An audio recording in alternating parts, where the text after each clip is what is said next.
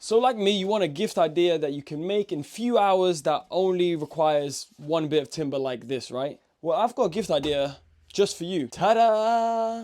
This took me, not included in the time that wood glue takes to dry, about 2 hours to make. Now in this video, I'll show you two versions. The simple version, which requires you a chop saw, some sanding paper, and some wood glue. Or if you have a jigsaw and a router, you could make the exact version of that. Let me show you close up what it looks like. There you go. Before we start cutting, just one thing. On screen, you can now see the exact measurements and details for every single cut that you need to make for this exact project. That is subject to you having this exact size timber.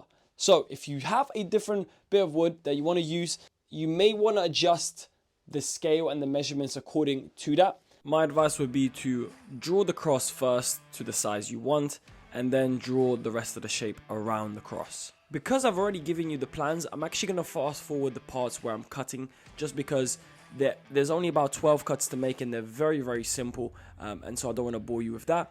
Also with the sanding, just make sure you sand each corner of each part.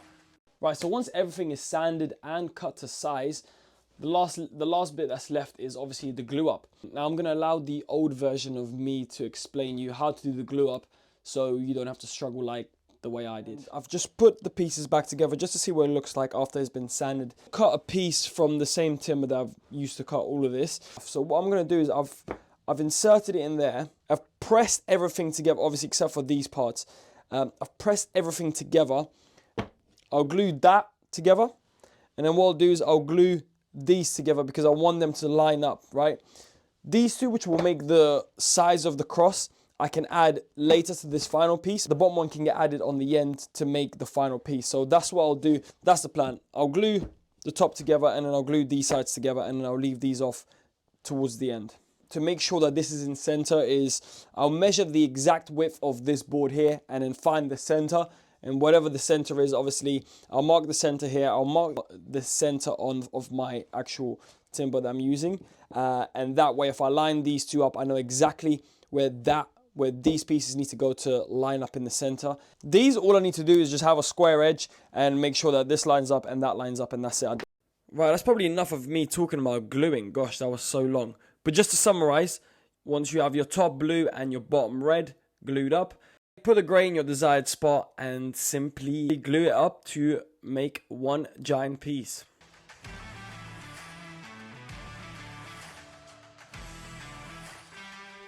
I have allowed the piece to dry overnight, so it's solid, it's sturdy. The glue seems to hold from the bottom. It'd be funny if it just fell.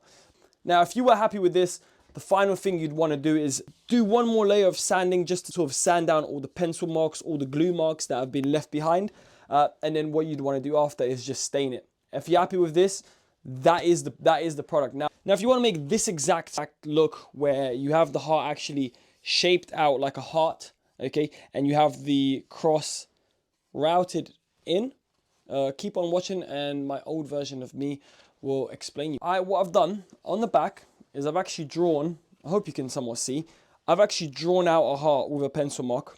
Now I know it won't be symmetrical. It's going to have a unique shape and size. I'm going to use a jigsaw to trace my lines. In the cross, I'm thinking of using a router to run over the edges to just get a bit of a shape inside the cross to not just have it squared. But first, let's try to run a jigsaw and run it across first.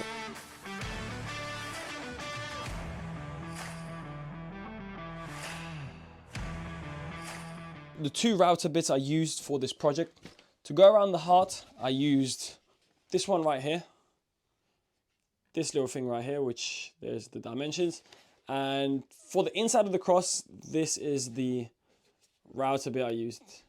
So with the router, I actually just ended up tracing the heart literally with the bit I just showed you. And then did the same thing with the cross, like I said earlier, just did the inside of the cross with the other bit for the router. I just hoovered up the dust and went over it with a 240 grit paper by hand, just around the sides and anywhere there was rough parts left. With regards to stain, I used this interior wood stain. It's dark walnut. I got it from B&Q, but you can get it pretty much anywhere online. I applied 2 coats of stain on both sides and just let it dry out between the coats. We've got a project stained, and the final part is actually getting it completely finished and sealed. Or what I'm going to use for this project is Danish oil. So this is the brand, well, this is the one that I use. It's actually a clear one, which means it doesn't have a color. It just puts a seal over it, which brings out the natural look of the actual wood, and it goes really well with this color, with this walnut color. I did my bed with it. I'm sure you've seen the video. If you haven't, feel free to check it out, and it does look great. So there's two ways of applying Danish oil from what I've used before. Either applying it straight onto the wood, or using a cotton cloth or like a microfiber cloth, a cloth that doesn't create dust or doesn't leave dust. Now I'm gonna try actually just put it on the cloth. That way you tend to use a bit less oil. So what you do is just put a little patch on it, and then just nicely start rubbing it with the grain ideally. Although I don't think it matters too much, but just rub it with the grain and make sure every part is covered.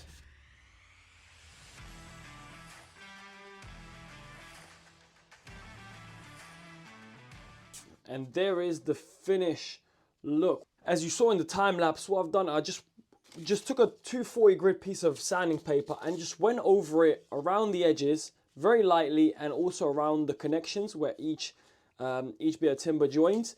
That way it leaves like a little, and around the cross as well actually, and that I quite like the look of that. It looks like it's real timber. It's not been dyed, or it's not been actually painted. It just looks like it's just naturally, it just gives like a natural look. That's something you can also do, and that's the finish you're going to achieve. But if you're trying to get it with like the best lighting, but that's what it looks like. Hope you guys find it useful. If you have any questions, do let me know. Don't forget to hit that subscribe button, and I'll see you guys in the next one.